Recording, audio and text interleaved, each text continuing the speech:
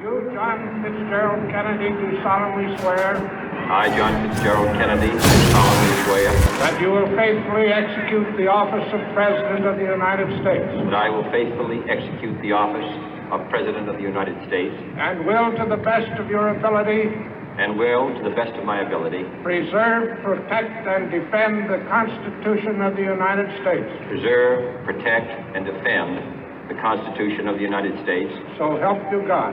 So help me God.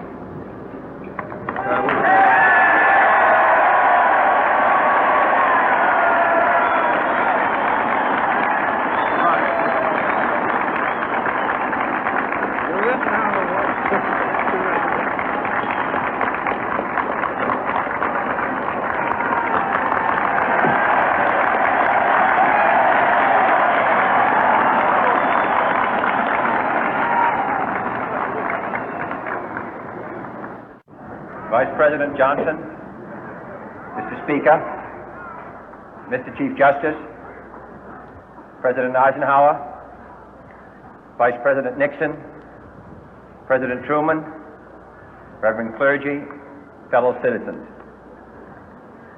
We observe today not a victory of party, but a celebration of freedom, symbolizing an end as well as a beginning, signifying renewal as well as change. For I have sworn before you and Almighty God the same solemn oath our forebears prescribed nearly a century and 3/4 ago.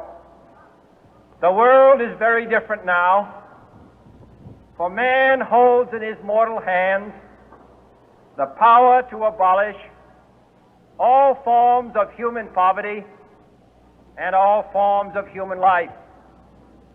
And yet the same revolutionary beliefs for which our forebears fought are still at issue around the globe. The belief that the rights of man come not from the generosity of the state, but from the hand of God. We dare not forget today that we are the heirs of that first revolution. Let the word go forth from this time and place to friend and foe alike that the torch has been passed to a new generation of Americans born in this century, tempered by war, disciplined by a hard and bitter peace, proud of our ancient heritage, and unwilling to witness or permit the slow undoing of those human rights to which this nation has always been committed and to which we are committed today at home and around the world.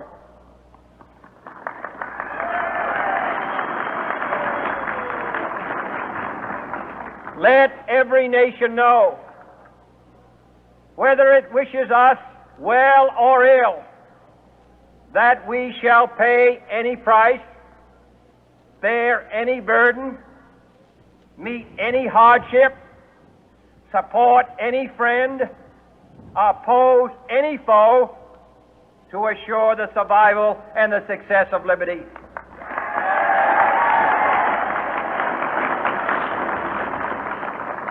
This much we pledge and more. To those old allies whose cultural and spiritual origins we share, we pledge the loyalty of faithful friends. United, there is little we cannot do in a host of cooperative ventures. Divided, there is little we can do, for we dare not meet a powerful challenge at odds and split asunder. To those new states whom we welcome to the ranks of the free, we pledge our word that one form of colonial control shall not have passed away, merely to be replaced by a far more iron tyranny. We shall not always expect to find them supporting our view, but we shall always hope to find them strongly supporting their own freedom, and to remember that in the past, those who foolishly sought power by riding the back of the tiger ended up inside.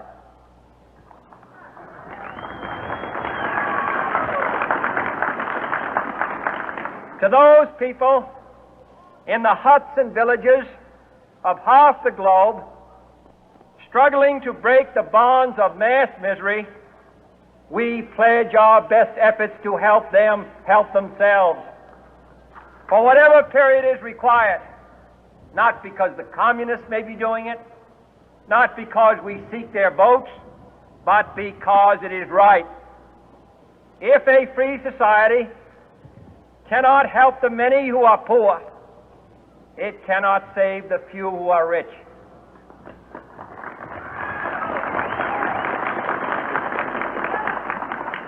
To our sister republics south of our border, we offer a special pledge to convert our good words into good deeds, in a new alliance for progress, to assist free men and free governments in casting off the chains of poverty. But this peaceful revolution of hope cannot become the prey of hostile powers. Let all our neighbors know that we shall join with them to oppose aggression or subversion anywhere in the Americas. And let every other power know that this hemisphere intends to remain the master of its own house.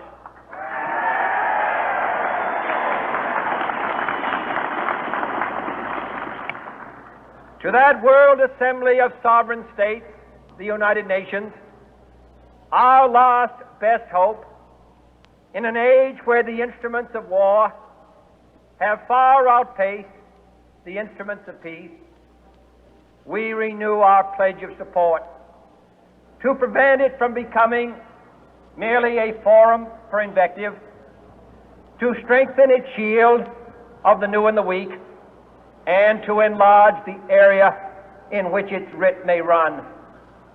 Finally, to those nations who would make themselves our adversary, we offer not a pledge, but a request that both sides begin anew the quest for peace.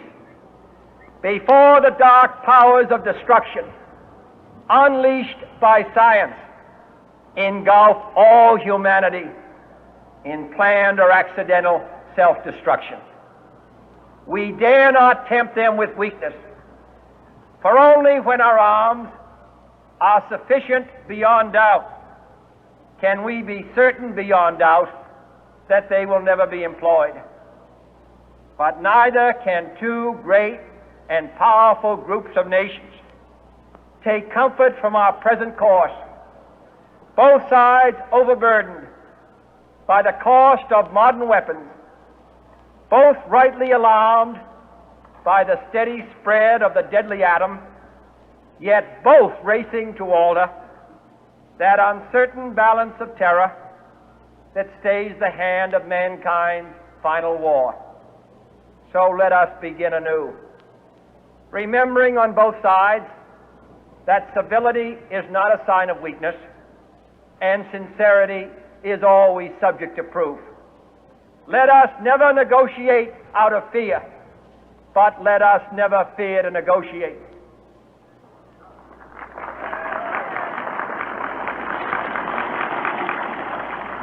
Let both sides explore what problems unite us, instead of belaboring those problems which divide us.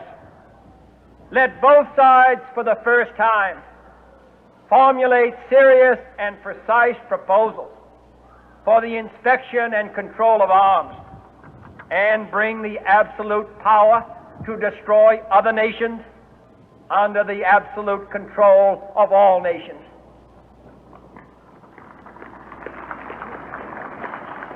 Let both sides seek to invoke the wonders of science instead of its terrors. Together, let us explore the stars, conquer the deserts, eradicate disease, tap the ocean depth, and encourage the arts and commerce. Let both sides unite to heed in all corners of the earth the command of Isaiah to undo the heavy burden and let the oppressed go free. And if a beachhead of cooperation may push back the jungle of suspicion, let both sides join in creating a new endeavor, not a new balance of power, but a new world of law, where the strong are just and the weak secure and the peace preserved. All this will not be finished in the first 100 days, nor will it be finished in the first 1,000 days, nor in the life of this administration, nor even perhaps in our lifetime on this planet. But let us begin.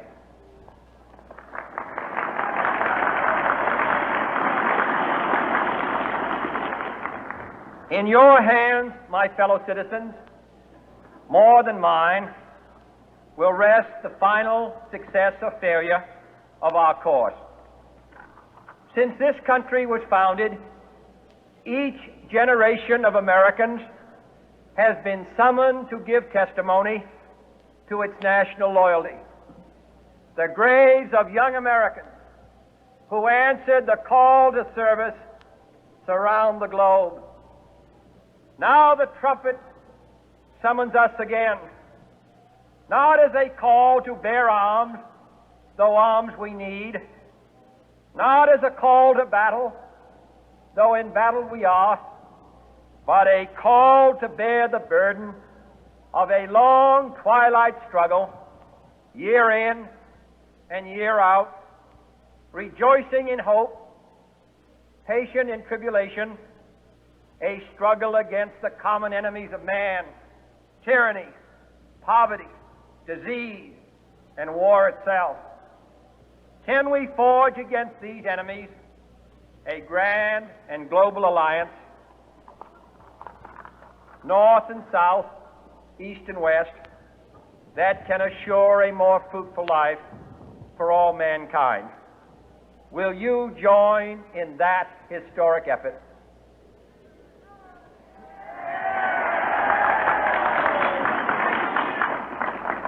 In the long history of the world, only a few generations have been granted the role of defending freedom in its hour of maximum danger. I do not shrink from this responsibility. I welcome it.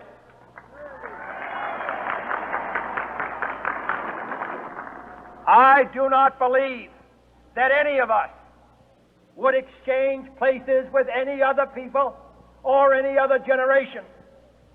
The energy, the faith, the devotion which we bring to this endeavor will light our country and all who serve it. And the glow from that fire can truly light the world. And so, my fellow Americans, ask not what your country can do for you, ask what you can do for your country.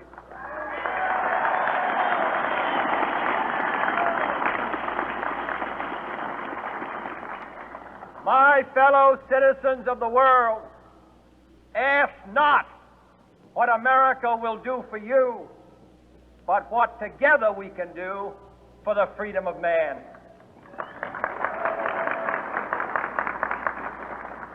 Finally, whether you are citizens of America or citizens of the world, ask of us here the same high standards of strength and sacrifice which we ask of you. With a good conscience, our only sure reward, with history the final judge of our deeds, let us go forth to lead the land we love, asking His blessing and His help, but knowing that here on earth, God's work must truly be our own.